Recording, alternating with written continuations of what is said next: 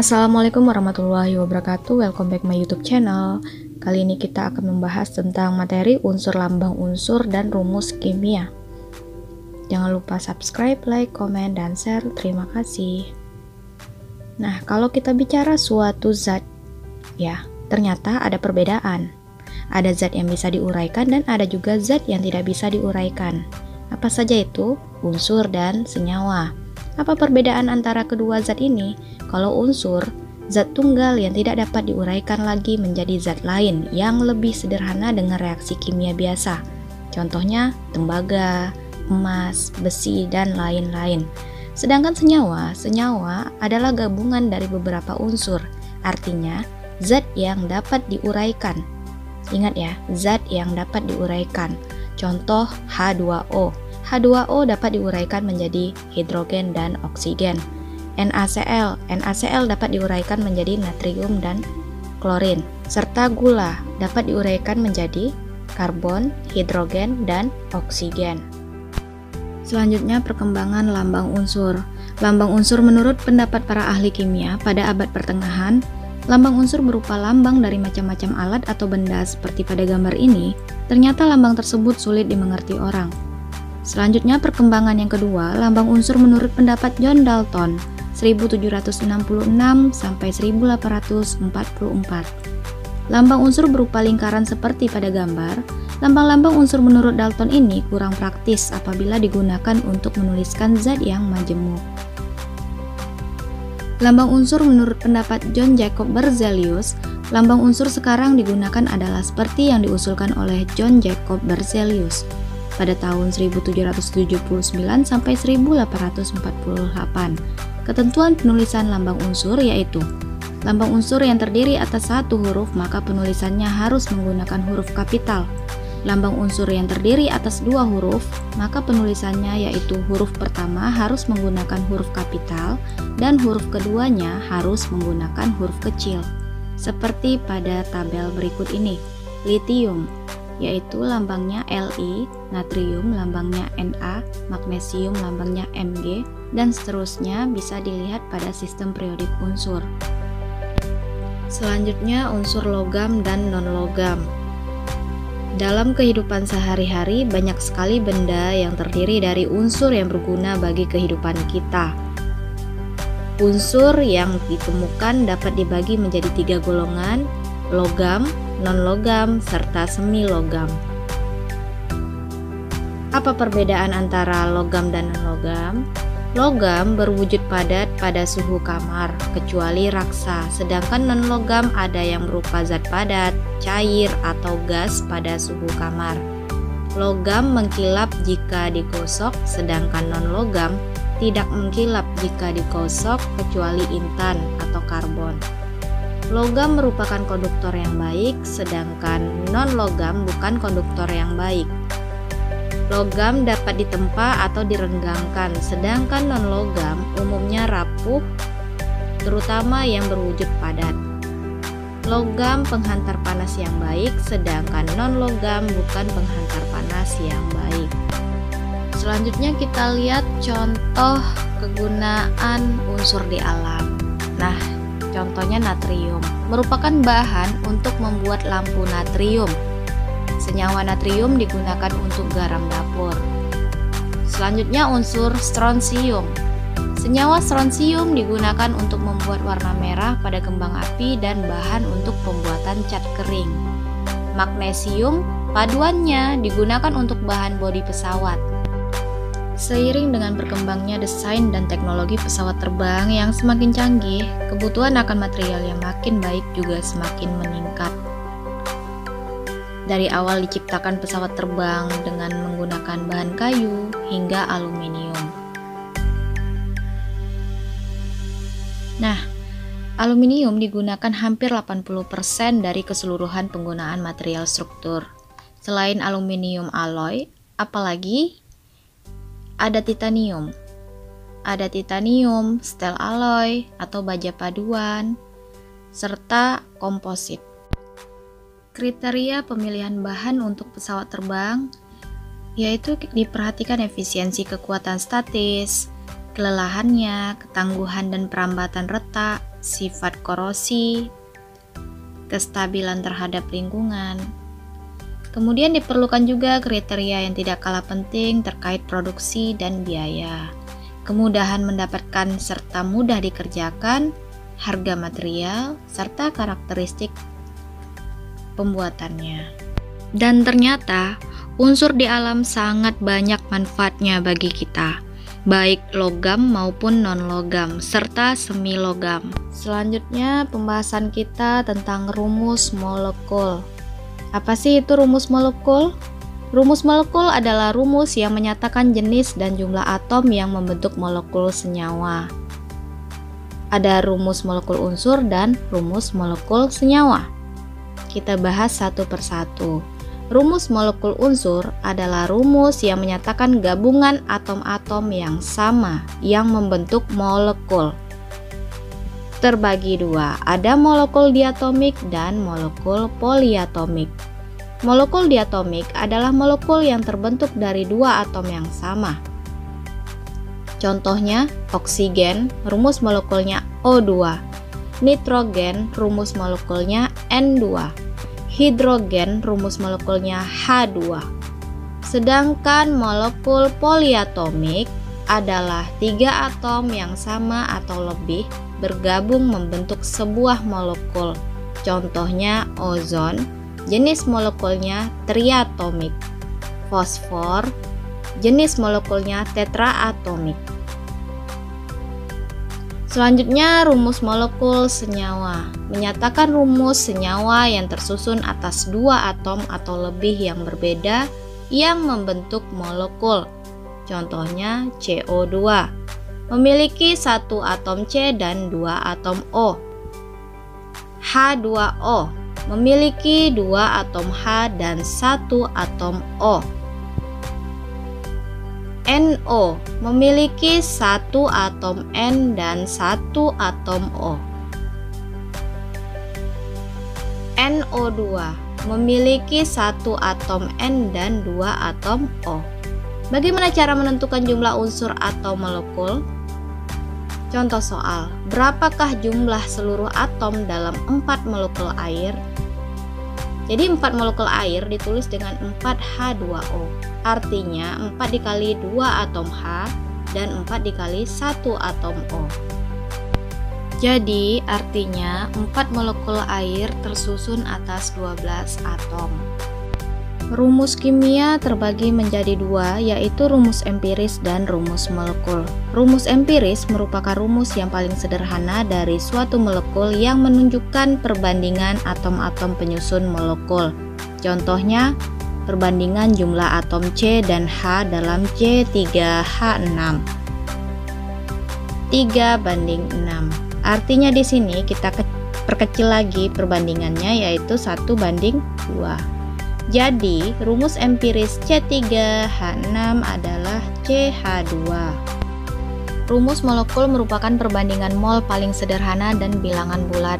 Perhatikan tabel asam oksalat C2H2O4. Ini ada ralat sedikit. Rumus empirisnya yaitu CHO2, di mana N adalah faktor perkalian dan merupakan bilangan bulat. Nilai N dapat ditentukan jika MR zat diketahui. Nah, selanjutnya gas butana C4H10. Rumus empirisnya C2H5. Gas etilen C2H4. Rumus empirisnya CH2. Selanjutnya, reaksi kimia. Reaksi kimia terjadi dalam kehidupan sehari-hari, dari mulai perkaratan besi, pembuatan obat-obatan, pengisian aki mobil, hingga reaksi kimia dalam tubuh akibat aktivitas enzim. Bahkan buah apel yang telah kita kupas dan kita biarkan di luar itu akan teroksidasi. Terjadi reaksi, ya. Reaksi kimia adalah suatu proses di mana suatu zat atau reaktan diubah menjadi zat yang berbeda dan disebut dengan produk. Secara sederhana, persamaan reaksi merupakan suatu persamaan yang menggambarkan perubahan kimia dari reaksi.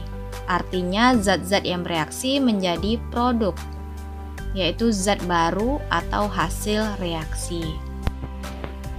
Salah satu contoh reaksi kimia yang terjadi di laboratorium yaitu reaksi antara logam natrium dengan air, di mana ditandai dengan pembentukan gas dan perubahan warna. Perhatikan video berikut. Natrium, nomor atom 11. Ketika dicampurkan dengan air, apa yang terjadi? Perhatikan.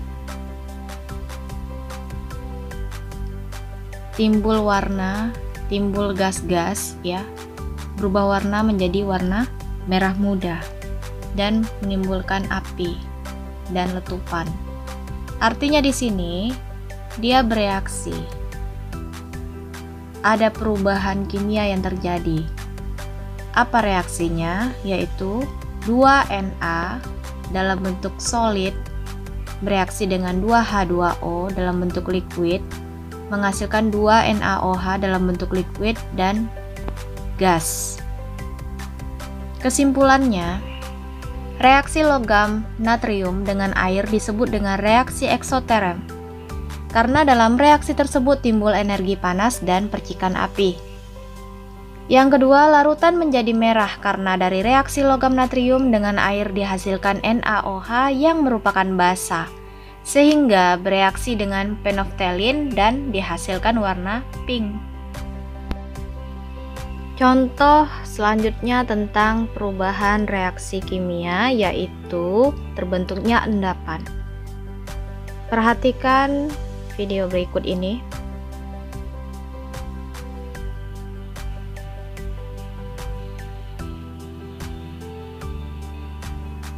AgNO3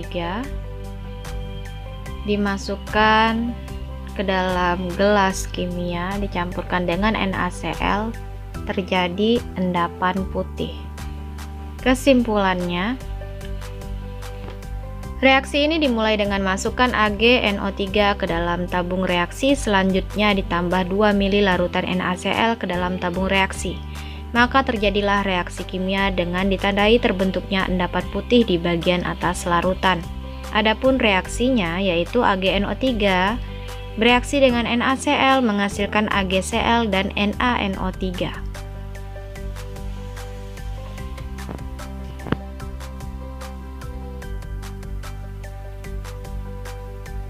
Persamaan reaksi merupakan hubungan yang menunjukkan koefisien reaksi dari zat-zat yang bereaksi dengan koefisien zat-zat hasil reaksi.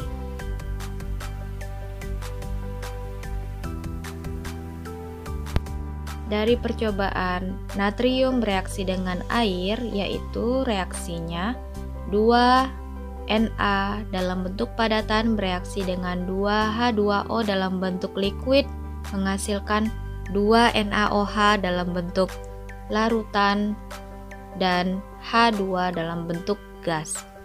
Jadi, reaktan itu berada di sebelah kiri, sedangkan produk atau hasil reaksi terdapat di sebelah kanan. Dalam rumus kimia ada indeks, yakni angka yang ditulis dengan format berukuran kecil dalam posisi agak ke bawah. Di sebelah kanan simbol unsur ataupun kelompok atom unsur. Indeks ini menyatakan jumlah atom unsur ataupun kelompok atom unsur. Dalam persamaan reaksi dikenal dengan koefisien reaksi. Koefisien reaksi merupakan bilangan yang ada di sebelah kiri rumus kimia. Bilangan ini untuk mengalihkan jumlah semua atom dalam rumus kimia. Dan ada wujud atau disebut dengan fasa zat. Fasa zat ada padat, gas, cair, dan larutan berair, aqueous. Koefisien menunjukkan jumlah molekul, angka indeks ini menunjukkan jumlah atom. Jadi sama-sama berpengaruh ya, koefisien dan angka indeks. Yang sebelah kiri disebut dengan bereaksi dan di sebelah kanan disebut dengan hasil reaksi.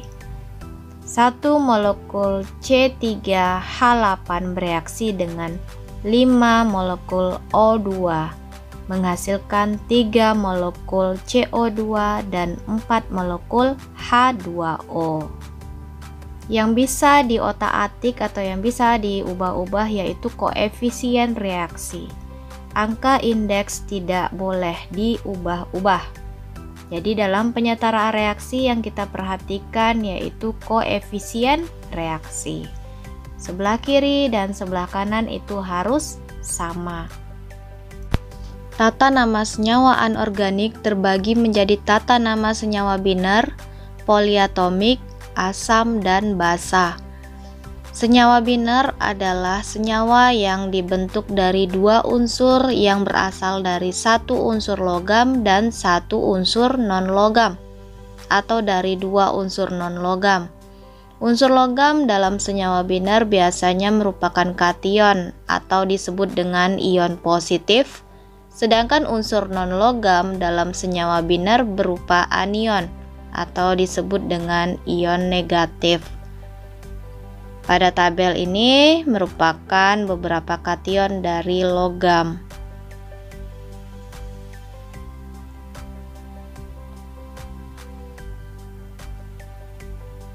Anion dari non-logam yaitu bisa dilihat dari tabel nitrogen. Selanjutnya tata nama senyawa biner.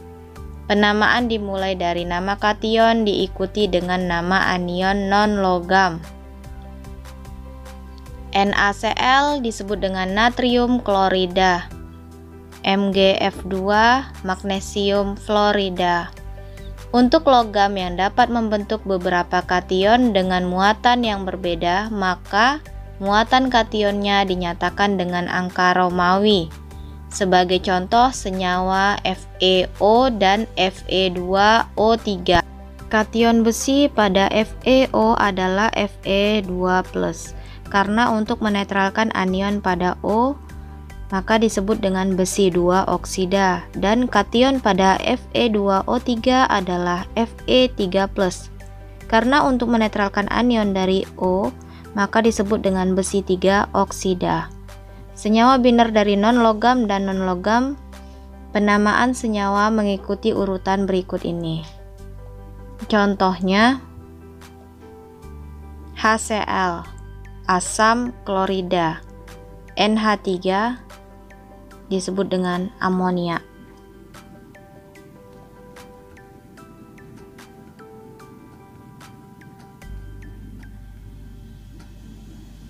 Penamaan dimulai dari nama non-logam pertama diikuti dengan nama non-logam kedua diberi akhiran ida. Seperti dicontohkan HCl, hidrogen klorida, ClF, klorin fluorida.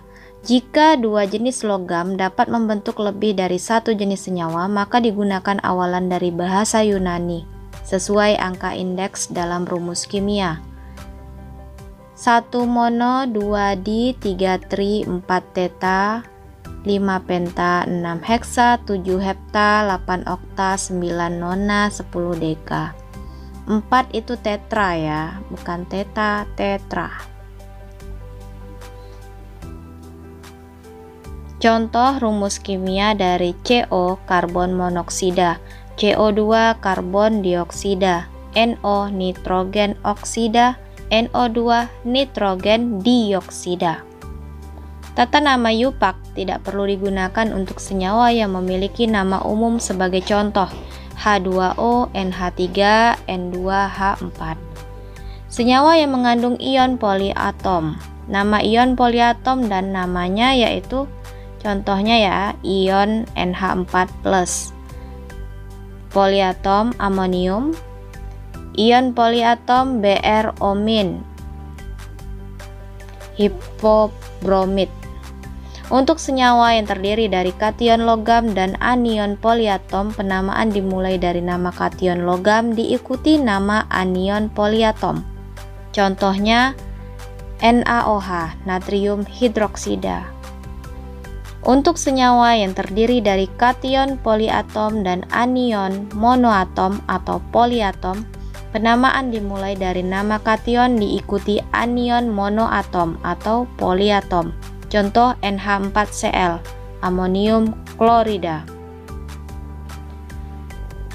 Selanjutnya pembahasan kita tentang senyawa asam. Senyawa asam biner terdiri dari dua jenis unsur, penamaan dimulai dari asam diikuti nama sisa asamnya, yaitu anion non-logam. Contoh HCl asam klorida, Hi asam iodida. Senyawa yang terdiri dari tiga jenis unsur atau lebih, penamaan dimulai dari kata asam diikuti dengan nama sisa asamnya, yaitu anion poliatom. Contoh HCN asam sianida, H2SO4 asam sulfat, H2CO3 asam karbonat. Oke, demikianlah penjelasan dari saya, semoga bermanfaat. Jangan lupa subscribe, like, komen, dan share. Terima kasih. Wassalamualaikum warahmatullahi wabarakatuh.